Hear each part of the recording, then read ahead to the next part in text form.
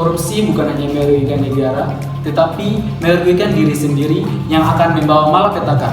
Korupsi juga merajalela dikarenakan kurangnya kesadaran diri di negara kita. Sebagai contoh, banyaknya para pejabat terlibat kasus korupsi.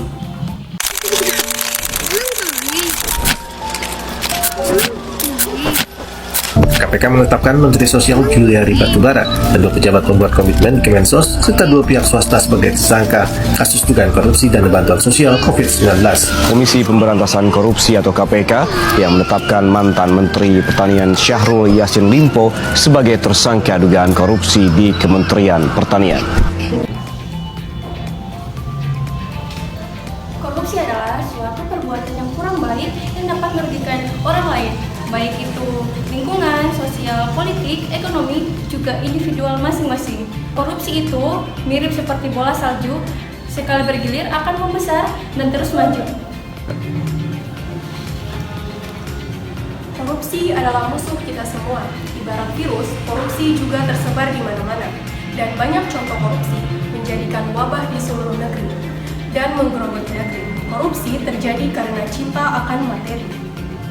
Ini Pak, ada sedikit timbalan dari saya karena Bapak sudah menerima anak saya bekerja di tempat Bapak. Mohon diterima Pak. Ya baik. Terima kasih. Baik Pak Firman, ini ada sedikit uang. Tolong Pak Firman bagikan ke petugas yang lain Pak ya.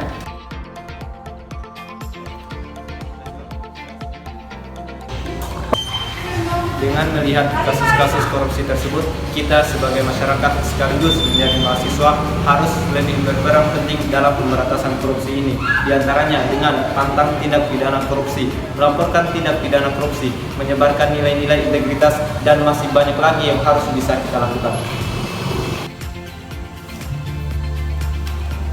Mari melakukan sikap kejujuran terhadap diri kita.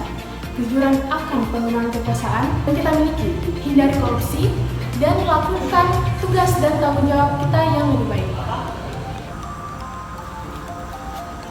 Kita tidak perlu mengangkat senjata untuk menolong negara kita. Cukup dengan tidak korupsi, itu sudah menolong negara kita. Sebagai generasi muda, mari kita menjunjung tinggi kejujuran dalam memegang kekuasaan untuk menjadikan negara kita lebih baik lagi.